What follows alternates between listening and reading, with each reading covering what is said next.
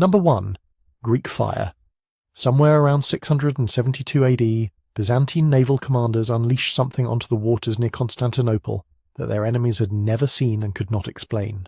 It burned on the surface of the sea. It clung to wood, to rope, to flesh. It could not be smothered with sand or drowned with water. Some accounts suggest water made it worse. Arab fleets, outnumbering the Byzantines by staggering margins, turned and fled from it.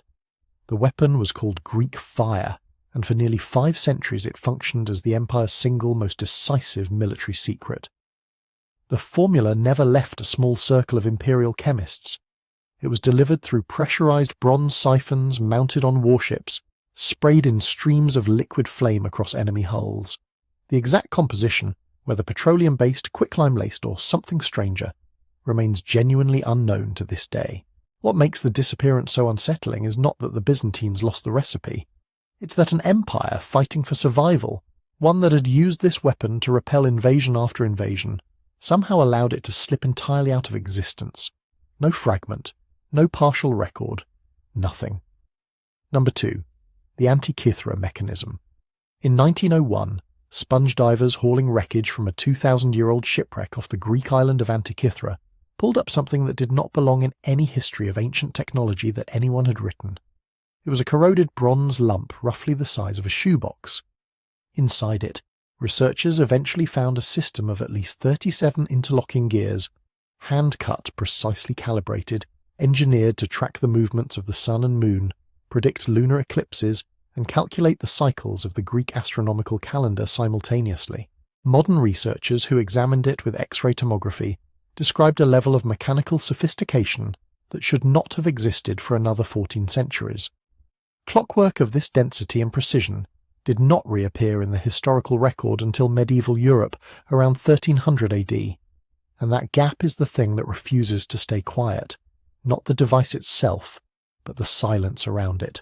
No workshop that made it, no student who inherited the technique, no cruder predecessor, no rougher prototype. One object floating alone in the record, representing a line of mechanical knowledge that someone possessed, and then, for reasons history never bothered to preserve, entirely abandoned. Number 3. Roman flexible glass. Sometime during the reign of the Emperor Tiberius, early 1st century AD, a craftsman was brought before the imperial court carrying a glass bowl. According to the historian Petronius, and later Pliny the Elder, the man dropped the bowl onto the marble floor. It did not shatter, it dented. He then drew a small hammer and tapped it back into shape. Tiberius, the story goes, had the man executed on the spot. Not to punish him, but to protect the Roman economy. If glass could survive impact, it would devastate the gold and silver trades overnight. The material was called vitrum flexile, bendable glass, and it appears in the historical record exactly long enough to vanish. Scholars have spent centuries arguing about whether Pliny was recording fact, rumour or allegory. No sample survives, no formula, no archaeological trace of a workshop or technique remotely consistent with flexible glass as Rome would have known it. What sits in the silence is the more uncomfortable question. If the emperor truly ordered the knowledge destroyed along with the man who carried it, that is not loss. That is erasure, deliberate, calculated, and apparently complete. Number 4. Damascus steel. Sometime before the 17th century, swordsmiths working across the Middle East and Central Asia were producing blades that confounded everyone who encountered them. Crusaders came back from the Holy Land with accounts that sounded like fantasy. Edges that could split a falling scarf, surfaces rippling with watermark patterns that no European forge could imitate. Steel that held its edge through punishment that would ruin any comparable weapon. The pattern was not decoration. It was a fingerprint of the manufacturing process itself, a signature written in the grain of the metal. Modern metallurgists eventually identified traces of carbon nanotubes and cementite nanowires embedded within the steel structure, materials that should not have been achievable without industrial-age chemistry. The raw material was woots, a crucible steel produced in southern India, shipped in small cakes, and worked by smiths who understood something about its behaviour that has never been fully reconstructed. The specific ore sources, the precise temperature management, the flux materials added during casting, somewhere inside that chain of knowledge, the critical variable lived. By 1750, the authentic process was gone, not gradually diminished, gone. Modern smiths have spent decades chasing controlled approximations. The original method has never been recovered. Number 5. Stradivari varnish. Antonio Stradivari died in Cremona in 1737, and he took something with him, not the shape of his instruments, not his woodworking technique. Something more elusive, a coating applied in thin layers to the surface of each violin that researchers have spent 3 centuries trying to identify and have never fully reconstructed. The instruments survived, the formula did not. Scientists who have analysed the varnish found traces of unusual compounds, minerals, organic fillers, substances that don't appear in standard period recipes. Some researchers believe Stradivari pre-treated his tonewoods with chemical solutions that altered the cellular structure of the wood itself before a single coat was applied. Others point to specific resin combinations that may have interacted with the instrument's acoustics in ways that conventional varnish simply cannot replicate. Every competing theory agrees on one thing.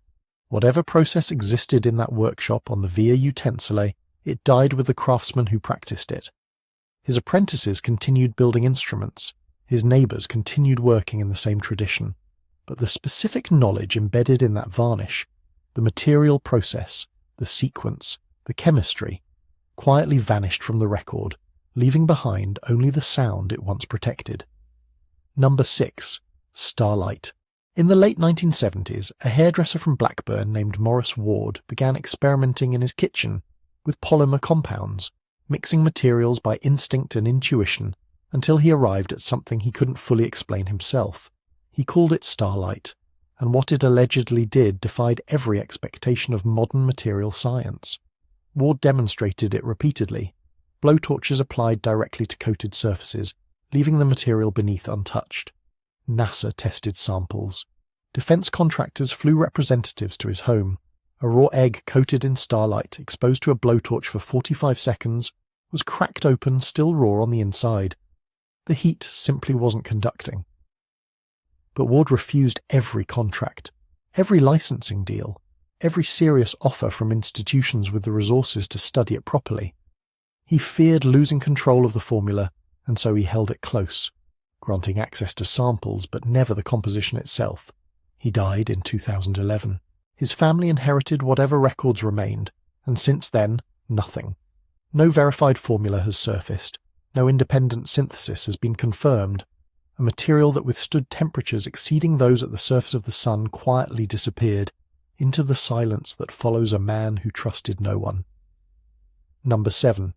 The Baghdad Battery. In 1938, a German archaeologist named Wilhelm König was sorting through a collection of artifacts in the National Museum of Iraq when he pulled out something that refused to fit neatly into any existing category. A clay jar, roughly 5 inches tall, containing a copper cylinder, an iron rod, and traces of an acidic residue that may have once been vinegar or citrus juice. The object dated to somewhere between 250 BCE and 224 CE. And when König ran the numbers, he arrived at an uncomfortable conclusion. The construction was consistent with a working galvanic cell, a battery. Replicas built to the same specifications have produced between 1 and 2 volts of measurable current. Enough, some researchers suggest, to electroplate thin layers of gold or silver onto metal surfaces, a process supposedly not invented until 1800. But skeptics push back firmly. The jar, they argue, may have stored sacred scrolls. The residue proves nothing conclusive. The iron rod corrodes naturally. What neither side has fully answered is the question underneath the question. Not whether this single object worked, but whether someone, somewhere, once understood how electricity could be harnessed, used that knowledge practically, and then carried it into a silence from which it never returned. Number 8. The Nydam and Ulfberht forging mystery. Sometime around the 9th century and scattered workshops across early medieval Europe, a small number of swordsmiths began producing blades that should not have existed. The Ulfberht swords, identified by a distinctive inscription pressed into the steel, contained carbon levels consistent with crucible steel, a material that, by every accepted account of medieval European metallurgy, no one in that region had the furnace technology to produce. The iron was cleaner, the slag content was lower, the flexibility and tensile strength were measurably superior to anything being made by contemporaries using conventional bloomery methods. researchers have proposed imported ingots from the Islamic world, unusually precise furnace control, or some closely guarded technique passed between a narrow chain of craftsmen. None of these explanations fully account for the consistency of the results, or for what happened next. The knowledge stopped, not gradually, not through competition or obsolescence. The high-quality blades appeared in a rare, concentrated window, and then the capability simply vanished, leaving behind swords that later generations could hold in their hands but couldn't replicate for centuries. Number 9. Tesla's wireless power plans. In the final years of the 19th century, a man stood on the edge of something that should have rewritten the world. Nikola Tesla had already demonstrated alternating current, already handed civilization the electrical grid it still runs on today. But by 1899 he had moved past wires entirely. His experiments at Colorado Springs produced artificial lightning and, he claimed, the transmission of electrical energy through the Earth itself, broadcast like a signal, receivable anywhere on the planet. He returned east and broke ground on Wardenclyffe Tower in 1901, a structure designed not to communicate but to power. Then it stopped. The official explanation points to finances. J.P. Morgan withdrew funding. The costs were unsustainable. Tesla was impractical.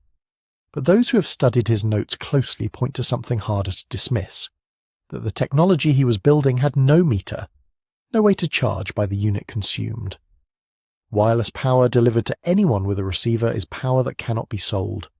Whether it was physics, money, or something more deliberate, the vision that crossed the threshold from the 19th century into the 20th didn't survive the crossing. Number 10. The Keely motor.